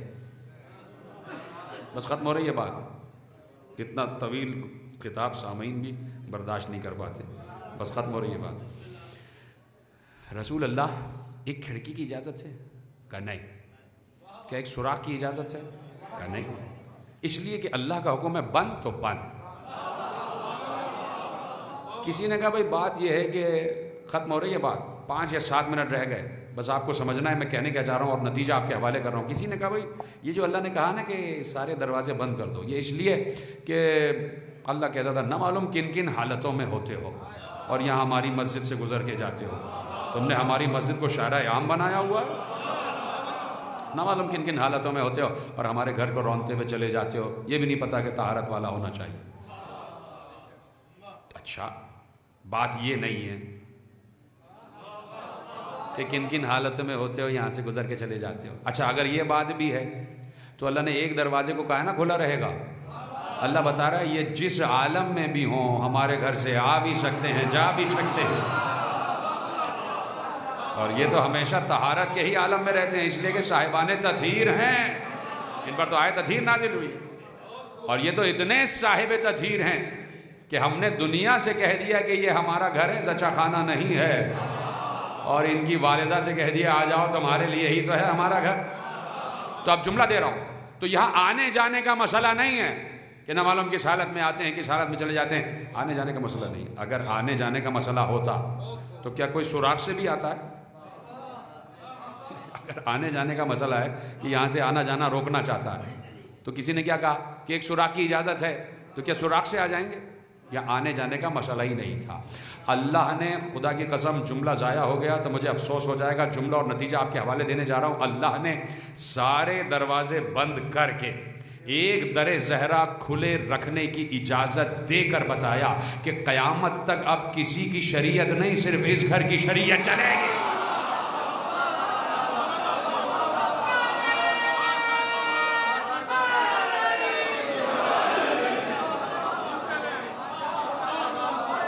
ایک گھر کی شریعت چلے گی۔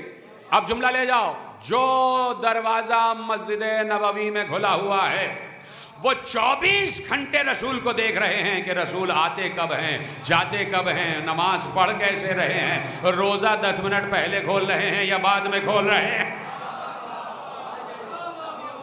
ایک دروازہ جو کھلا ہوا ہے وہی بتائے گا کہ رسول کی آواز کیسی تھی، رسول فیصلے کیسے کرتے تھے، رسول آیتیں کیسے سنتے تھے۔ ختم ہو گئی بات۔ جب رسول اللہ نے آیت پڑھی، اور بالکل میں نے کہا نا کہ آخری، بالکل آخری، اور نتیجہ آپ کے حوالے، جب رسول اللہ نے آیت پڑھی فی بیوت اذن اللہ ان ترفع ویذکر فیہا اسمہ یسبح لہ فیہا بالغدو والآصال، ہماری توحید کا چراغ ان گھروں میں روشن ہے۔ ختم ہو رہی ہے بات۔ ہماری سورہ نور کی آیت، ہماری توحید کا چراغ ان گھروں میں روشن ہے جن گھروں کو بلند رکھنے کا ہم نے حکم دیا ہے۔ ان گھروں میں صبح و شام اللہ کی تسبیح ہوتی ہے، اللہ کے نام کا ذکر ہوتا ہے۔ جیسے ہی رسول سورہ نور کی آیت تلاوت کر رہے تھے، بیچ میں سے صاحب تفسیر در منصور علامہ جلال الدین سیوطی، جا کے پڑھیے گا، 6ٹھی جلد سے پڑھ رہا ہوں، کہ بیچ میں سے حضرت ابو بکر رضی اللہ عنہ کھڑے ہو کے کہتے ہیں یا رسول اللہ، وہ کون سے گھر ہیں کہ جن کو بلند رکھنے کا حکم دیا ہے؟ پیغمبر نے کہا بیوت الانبیاء، وہ انبیاء کے گھر ہیں۔ جیسے ہی حضرت ابو بکر نے سنا کہ وہ انبیاء کے گھر ہیں، فوراً زہرا کے گھر کی طرف رخ کر کے کہا کیا یہ گھر بھی انہی گھروں میں ہے؟ کیا یہ گھر بھی؟ ایک دروازہ کھلا ہوا تھا، اور خلیفہ اول نے کہا کیا یہ گھر بھی انہی گھروں میں ہے؟ تو اب پیغمبر نے کہا یہ گھر ان گھروں میں تو ہے، انبیاء کے گھروں میں تو ہے، لیکن یہ گھر انبیاء کے گھروں سے افضل گھر ہے۔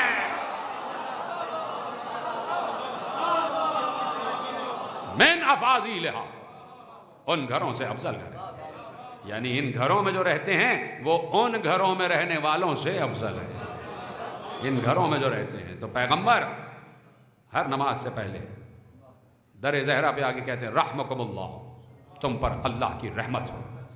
اللہ کی رحمت کون ہے؟ خود رسول، اور رسول کی رحمت رسول کی بیٹی۔ تو رسول جو اللہ کی رحمت ہے وہ اپنی رحمت کے دروازے پر آ کر رحمت کا پیغام سنا رہا ہے۔ اور عالم اسلام سے میں یہی کہنا چاہتا ہوں کہ رسول رحمت جس دروازے پر رحمت کا پیغام لے کر آئے، اس دروازے پر اگر کوئی زحمت بن جائے، ہائے ہائے سلامت رہیں، جیسے آپ نے کہا ہے، خدا کی قسم میں نے چند ہی مجمع دیکھے ہیں جو اس جملے پر اتنا گریا کرتے ہیں جیسے آپ نے گریا۔ یقین کرو میں منبر پہ بیٹھ کے سچ بول رہا ہوں، اس وقت جیسے آپ نے ہائے کہا ہے بہت کم لوگ ہوتے ہیں جیسے ہائے کہتے ہیں، جیسے تم نے کہا ہے۔ میں شہزادی سے اپنا دامن پھیلا کے تمہارے لیے دعا کر رہا ہوں کہ بی بی بس یہ جو مانگنے آئے ہیں ان کو عطا کر دینا، کوئی اس گھر پر زحمت بن کر آ جائے۔ رونا اسی بات پر ہے، زہرا صرف حسن و حسین کی ماں کا نام نہیں ہے، زہرا وہ ہے جسے رسول نے بھی اپنی ماں کہا ہے، ام ابیہا کہا ہے۔ میں پوچھنا چاہتا ہوں کہ جس وقت رسول در زہرا پر آئے ہوں گے مجھے ہائے کہہ کے بتا دینا، جب دروازہ زہرا پہ ہاتھ رکھا ہوگا تو رسول نے کیا یہ منظر سوچا نہ ہوگا؟ یہی دروازہ ہوگا، یہی دروازہ ہوگا، اسی دروازے کے نیچے لکڑیاں پڑی ہوں گی اور اس میں آگ لگ رہی ہوگی، یہی دروازہ ہوگا جو آتش کی زد میں آ رہا ہوگا۔ کیا رسول کو یہ سوچ منظر نہیں آ رہا ہوگا کہ اسی دروازے کی پشت سے لگی ہوئی وہی میری بیٹی زہرا کہ جس کے لیے اللہ نے آیتیں اتاری ہیں، وہ دروازے سے لپٹ لپٹ کر کہہ رہی ہوگی کیا مجھے پہچانتے نہیں ہو کہ میں تمہارے رسول کی بیٹی ہوں؟ کیا اس گھر کو جلا دو گے کہ جس گھر میں حسن و حسین رہتے ہیں؟ رسول سوچ رہے ہوں گے آپ نے مصائب پورے سن لیے ہیں، لہٰذا زیادہ مصائب پڑھنے کا میں عادی نہیں ہوں، آپ نے گریہ کیا ہے میں دیکھ رہا ہوں، میرے بزرگ میرے نوجوان دوست ان کی آنکھیں بھیگ چکی ہیں۔ یقین کرو کہ تم نے اس وقت حسن و حسین کی دعائیں لے لی ہیں، تم نے اس وقت حضرت عباس کی دعائیں لے لی ہیں۔ محرم کے 68 دنوں میں آتے ہو نا فاطمہ زہرا کو حسین کا پرسہ دینے، آج حسین کو فاطمہ زہرا کا پرسہ دے لینا، آج ایک بیٹے کو ماں کا پرسہ دے لینا۔ خدا کسی گھر کو یہ وقت نہ دکھائے کہ ماں کا جنازہ اٹھ رہا ہو اور بچے چھوٹے چھوٹے سے ہوں، اور جب جنازہ اٹھ رہا تھا تو چھوٹی سی 2 بچیاں باپ کے دامن سے لپٹ لپٹ کر کہہ رہی تھی، بابا اماں کو کہاں لے جا رہے ہیں، ہماری اماں کہاں جا رہی ہیں، مجھے بتاؤ علی کیا جواب دیں۔ علی بچیوں کو بھی لپٹا رہے تھے، زہرا کا جنازہ بھی اٹھایا ہوا تھا۔ ارے ایک رات پہلے تو زہرا نے وصیت کی تھی نا، یا علی میرا جنازہ تاریکی شب میں اٹھایا جائے، اندھیری رات میں میرا جنازہ اٹھائیے گا، آپ بھی مجھے غسل دیجئے گا، آپ بھی مجھے کفن پہنائیے گا، آپ بھی مجھے دفن کیجئے گا، اور جنہوں نے مجھے تکلیف پہنچائی وہ میرے جنازے میں نہ آنے پائیں۔ اور ایک بار علی کا ہاتھ اپنے ہاتھ میں لے کر کہا، سنو گے اگر ذرا سی زحمت نہ ہو تو سینے پہ ہاتھ رکھ لینا، اس لیے کہ عجیب جملہ ہے وصیت کا۔ علی کا ہاتھ اپنے ہاتھ میں لے کر کہا، یا علی زہرا سے اگر کوئی زحمت ہوئی ہو تو زہرا کو معاف کر دیجئے گا۔ خدا کی قسم علی چیخ مار کے روئے، زہرا کے ہاتھ کو اپنے ہاتھ میں لے کر کہا، بنت رسول یہ کیسی بات کر رہی ہیں آپ، مجھ سے معافی کیوں مانگ رہی ہیں؟ ارے مجھے آپ سے معافی مانگنی چاہیے، اس لیے کہ آپ کو میرے گھر میں چکی چلانا پڑی، آپ کو چرخہ چلانا پڑا، اور اے بنت رسول میرے ہی گھر میں جلتا ہوا دروازہ آپ پر گرا۔ ایسے ہی گریا کرتے گا، ایسے ہی تمہاری آواز گریا بلند ہوتی جائے۔ اور ایک بار میرے عزیزو، ایک بار جب علی سے ساری وصیتیں کر لیں تو کہا، یا علی باہر جاتے جاتے، سنیں گے، باہر جاتے جاتے میری بیٹی زینب کو بھیج دیجیے۔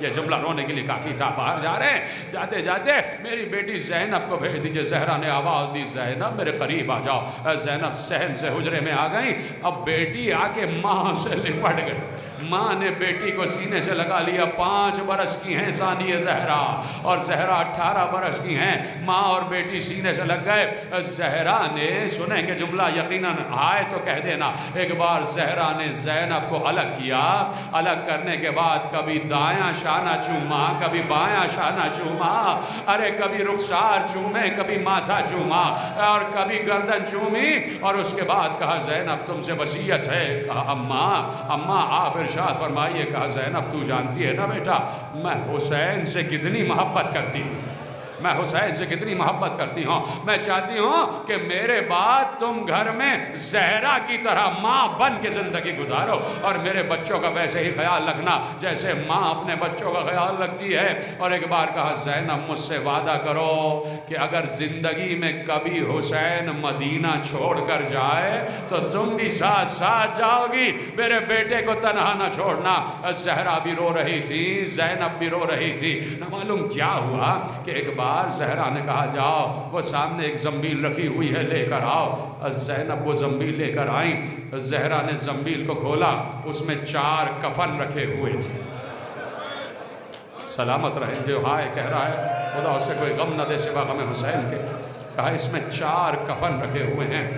کہا بیٹی زینب یہ جنت کے کفن ہیں، یہ 5 کفن تھے، 1 کفن میرے بابا کو دے دیا گیا، اب اس میں 4 کفن بچے ہیں، تھوڑی دیر بعد تمہارے بابا تم سے اس سے کفن مانگنے آئیں گے، وہ ان کو دے دینا اس لیے کہ وہ کفن میرے لیے ہوگا۔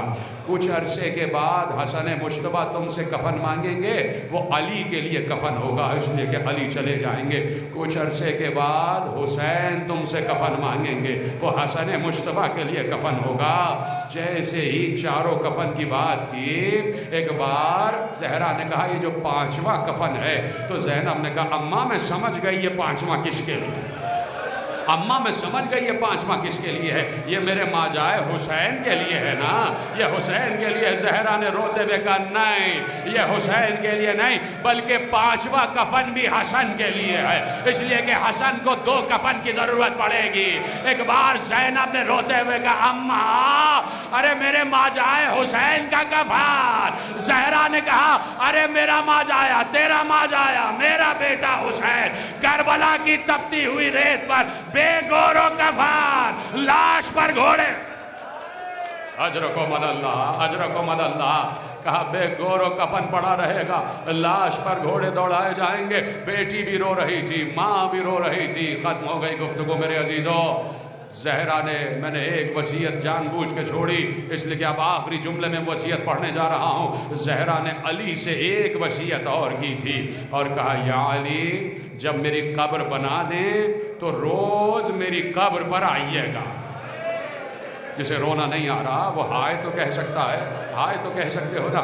یا علی روز میری قبر پر آئیے گا, روز میری قبر پر قرآن پڑھیے گا, مجھ سے باتیں کیجئے گا, مجھ سے باتیں کیجئے گا. اور دوسری وصیت یہ کی یا علی میرے بعد میرے بچوں کا خیال رکھیے گا, میرے بچوں کا خیال رکھیے گا. آخری جملہ ارے ماں کہتے ہی اس کو ہے کہ جسے زندگی میں بھی اپنے بچوں کی پرواہ ہو اور جب قبر میں چلی جائے تب بھی ماں اپنے بچوں ہی کے متعلق سوچتی ہے.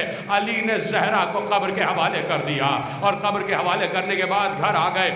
روزانہ قبر زہرا پر علی جاتے تھے, قبر کو پکڑ کر ہاتھ پکڑ کر زہرا کے سرانے تلاوت کرتے تھے, زہرا سے باتیں کرتے تھے. کچھ دیر بعد گھر آ جاتے تھے. ایک دن عجیب واقعہ ہوا. علی جو زہرا کی قبر پر آئے تو بہت دیر ہو گئی قبر سے نہیں اٹھے, بہت دیر ہو گئی قبر سے نہیں اٹھے. ادھر گھر میں بچوں کی حالت غیر ہونے لگی. چاروں بچے ایک دوسرے سے لپٹ لپٹ کر گریا کر رہے تھے.